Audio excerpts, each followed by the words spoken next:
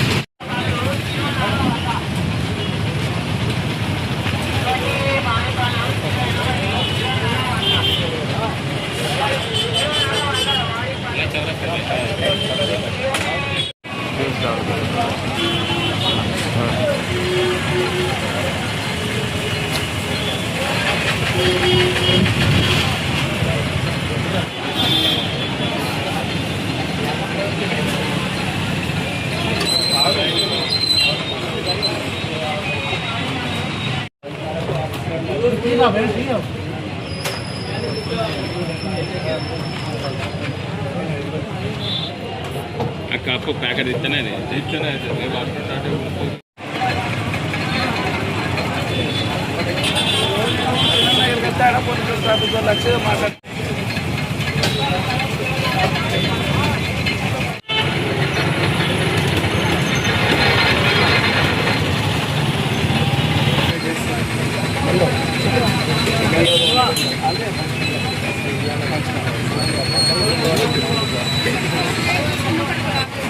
Okay అమ్మా, కొంచెం చూసి ఎట్లా సాయంత్రము మీకు ఫోన్ చేస్తా.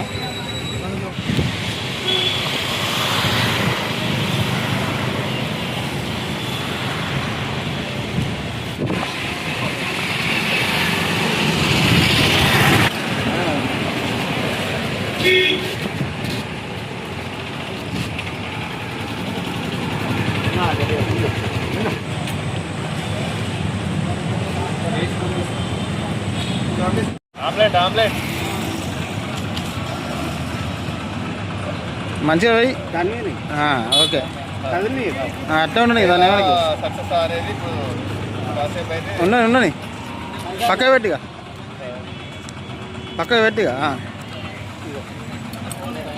ఆగు.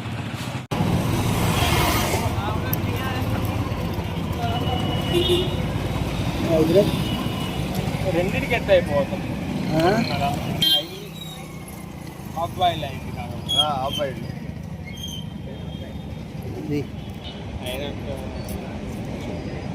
అది కావడానికి ఎట్లా టైం పడుతుంది నేను ఒక గంట వరకు అంత అవుతుంది చూసినావా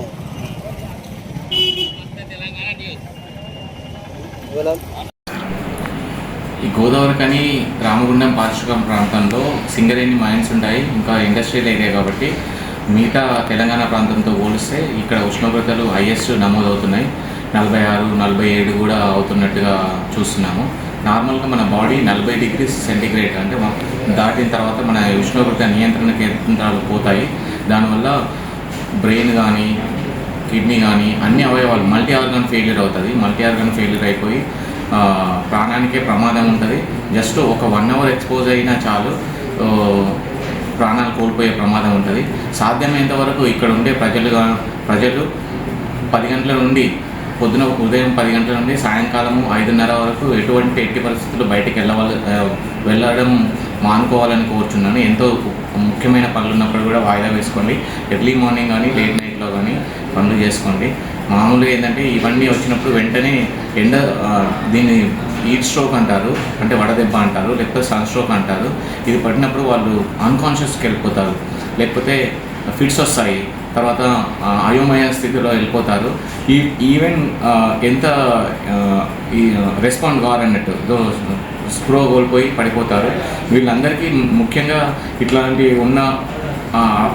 లక్షణాలు ఉన్న వాళ్ళని వెంటనే జస్ట్ ఇది కోల్డ్ ఏరియాకి తీసుకెళ్ళాలి. అంటే ఫ్యాన్ తిరిగే ఏరియాకి తీసుకెళ్ళి కొంచెం వదులు దుస్తులు వేసేసి కొంచెం టెంపరేచర్ని కంట్రోల్ చేయాల్సిందిగా కోరుచున్నాము. అందరు భయపడి టెంపరేచర్ పెరిగింది కదా అని పారాసిటమాల్ కానీ కామిఫ్లాన్ గోళీ కానీ వేస్తారు. అట్లాంటివి పనులు వేయడం వల్ల మళ్ళీ ఎక్కువ బ్లీడింగ్ అయ్యి ప్రాణానికి ప్రమాదం ఉంది. ఇట్లాంటి లక్షణాలు ఉన్నప్పటికీ అంటే ఫిట్స్ వచ్చినా లేకపోతే సన్ స్ట్రోక్ అయినా మా గవర్నమెంట్ హాస్పిటల్కి జనరల్ హాస్పిటల్కి తీసుకురండి. ఇక్కడ ఐసీయూ ఉంది, దానికోసం స్పెషల్గా హీట్ స్ట్రోక్ వడదెబ్బకు కావాల్సిన అంటే ఒక వార్డు కూడా ఏర్పరిచినాము. దానిలో మేము ట్రీట్మెంట్ ఇస్తాము. దాన్ని స్టేబుల్ అయ్యేదాకా ఉంచుకొని మళ్ళీ రిఫర్ చేస్తాము. కానీ సాధ్యమైనంత వరకు అంటే ఇవన్నీ లక్షణాలు ఎక్స్పోజ్ కాకుండా ఉండడానికే మిమ్మల్ని అంటే prevention is better than cure అంటారు. నార్మల్ ఏంటంటే వ్యాధి రాకముందే అంటే అవసరాలు రాకముందే మనము జాగ్రత్త పడాల్సిందిగా కోరుచున్నాను. ఒకవేళ తప్పని పరిస్థితుల్లో వస్తే కనుక క్యాప్స్ వేసుకోండి, గ్లాసెస్ వాడుకోండి, సొఫిస్టికేటెడ్ వెహికల్ వాడండి. అంతే తప్ప ఎండకు వెళ్ళి ప్రాణం మీదకి తెచ్చుకోవద్దని కోరుచున్నాను. ఏమైనా అత్యవసర పరిస్థితుల్లో మా గవర్నమెంట్ హాస్పిటల్లో మా ఈఎండి డిపార్ట్మెంట్ ఎమర్జెన్సీ డిపార్ట్మెంట్లో డాక్టర్స్ అందుబాటులో ఉన్నారు. ఓఆర్ఎస్ ప్యాకెట్ తీసుకోండి. సాధ్యమైనంత వరకు వాటర్ డిహైడ్రేట్ కాకుండా చూసుకోండి. సాధ్యమైనంత వరకు జాగ్రత్తగా ఉండండి. ఏమైనా అత్యవసర పరిస్థితుల్లో మాత్రం మా హాస్పిటల్కి వస్తే మేము వెళ్ళవేళలా సిద్ధంగా ఉన్నాం. మా doctors of team and staff nurses అందరూ రెడీగా ఉన్నారు ట్రీట్మెంట్ చేయడానికి. గాబరా పడవద్దు. Actually prevention is better than cure.